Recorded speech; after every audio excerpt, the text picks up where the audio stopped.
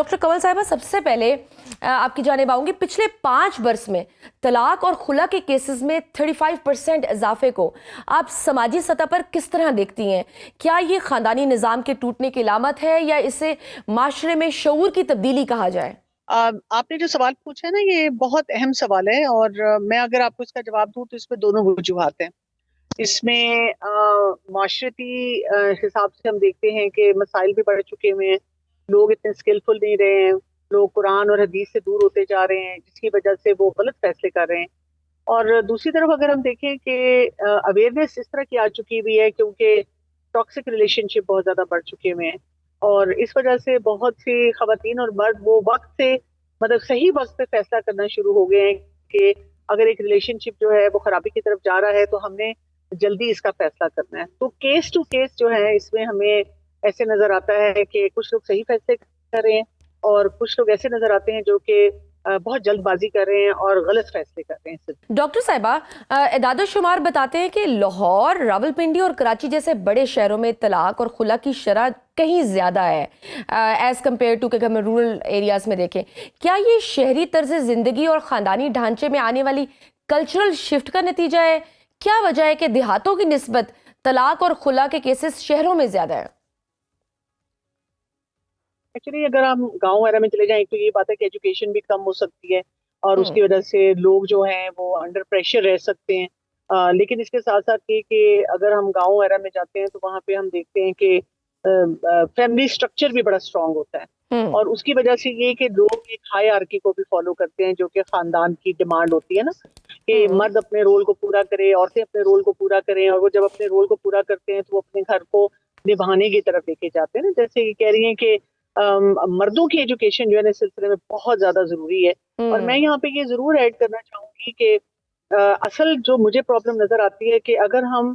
सिर्फ यानी जो लोग जिनकी शादी हो रही है ना, या इवन अगर ये डिवोर्स का सिलसिला चल रहा है, उनको सूरह अल बकरा की वो आयत और सूरह तलाक की वो आयत जो कि डिवोर्स के सिलसिले में है, वो अगर पढ़ा देना और उनको ये बताएं कि आप उनमें पढ़ लें, उसमें यही कहा जाता है हर शख्स अपनी जिम्मेदारी को पूरा करे। इसके अलावा ये कि अल्लाह की हदूद को समझे, और बात ये कि जो भी मामलात हो उनको सही तरह से अच्छे अंदाज में हल किया जाए। तो हम अगर कंपैरिजन करते हैं तो शहरों में अगेन वही बात है कि टॉलरेंस लेवल भी कई दफा कम होता है, कई दफा एजुकेशन ज्यादा होती है, अवेयरनेस ज्यादा होती है, और उसकी वजह से लोग जो है वो ये फैसला करते हैं कि हमने गलत किस्म का कोई भी जो एटीट्यूड है वो बर्दाश्त नहीं करना और उसमें से निकल जाना है। तो बेसिक जो चीज है जिसको देखा जाए, दोनों जगह पे शहर है तो वहां पे भी प्रॉपर एजुकेशन हो, ताकि ये कि लोगों के अंदर टॉलरेंस भी आए और लोग अच्छे अंदाज से अपनी सेपरेशन करें। क्योंकि देखिए डिवोर्स रेट अगर ज्यादा हो गया शहर में, लेकिन अगेन इतना बच्चों के लिए कस्टडी पे बैटल है, औरतें भी अलग ट्रॉमा में हैं, फैमिलीज भी परेशान हो रही हैं, तो ये कोई अच्छा तरीका तो नहीं है। फिर अगर हम गाँव वगैरह में या छोटे शहरों में चले जाएं तो अगर हम कहें कि ठीक है जी डिवोर्स रेट तो वहाँ ज्यादा नहीं है, लेकिन खवातीन सफरिंग में है, खवातीन बोल नहीं सकती, खवातीन के ऊपर एक्सेसिव प्रेशर है रिलेशनशिप को मेंटेन करने का, और उसकी वजह से वो उनकी कोई से नहीं है और वो बहुत ज्यादा प्रेशर में रहती हैं। आप देखिए अक्सर हमें छोटे शहरों से इस तरह की कभी इतला मिल जाती है, जहर खाया खुद। डॉक्टर कंवल साहिबा, गैलेप सर्वे के मुताबिक माली गफलत और घरेलू तशद्दुद अलहदगी के केसेस की बड़ी वजूहात है। नफसियाती तौर पर मुसलसल मुआशी अदम तहफ़्फ़ुज़ शादीशुदा रिश्ते को किस हद तक तोड़ देता है? अच्छा, ये जो आप बता रही है ना आदाद शुमार की, मैं आपको एक चीज कहना चाहूंगी कि ज्यादातर हमारे पास जो फिगर्स आते हैं उसमें यही आता है कि जी औरत के ऊपर तशद्दुद हो रहा है, औरत के साथ ज्यादती हो रही है। लेकिन आपको पता है कि वर्ल्ड वाइड ये भी देखा जाता है कि बहुत सी जगहों पे मर्द के साथ भी बहुत सी ज्यादतियां हो रही होती हैं, लेकिन मर्द जो है ना वो अपनी मर्दानगी की वजह से कभी बताता नहीं है और वो सामने नहीं आते हैं केसेस। तो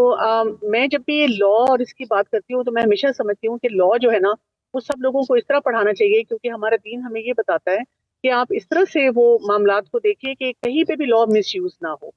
जैसे अगर खवातीन के फेवर में लॉ बनाए, जो कि बहुत जरूरी था कि खवातीन के लिए कोई प्रोटेक्शन का सिस्टम बनाया जाए, लेकिन ये नहीं होना चाहिए कि अब इस लॉ को खवातीन ही मिसयूज करें। तो खवातीन की भी अब यहाँ पे ऊपर एक रिस्पॉन्सिबिलिटी बहुत बड़ी आ जाती है कि अब हमने उस ब्रैकेट में रहते हुए कैसे अपना जो है ना ख्याल करना है। اور اس میں اگین یہی بات آ جاتی ہے کہ مرد کے اوپر یہ جو مالی ذمہ داری ہے نا، اس چیز کی ایجوکیشن بھی بہت زیادہ ہونی چاہیے، کیونکہ بہت سے گھروں میں جو مسئلہ آتا ہے جس کی وجہ سے خواتین کو پھر آواز اٹھانی پڑتی ہے، یہی دو فیکٹرز ہیں جو آپ نے بھی ڈیفائن کر دیے ہیں۔ ایک تو اور یہ کہ کتنا مالی ڈاکٹر طور پہ صاحب ساتھ میں یہ بھی بتا دیجئے ان کہ کو کتنا ضروری تحفظ ہے نہیں کیا ایک جاتا۔ عورت کے لیے بھی فائنینشلی انڈیپینڈنٹ ہونا آج کل کے دور میں، تاکہ وہ اپنی زندگی میں صحیح فیصلے لے سکے صحیح وقت پر؟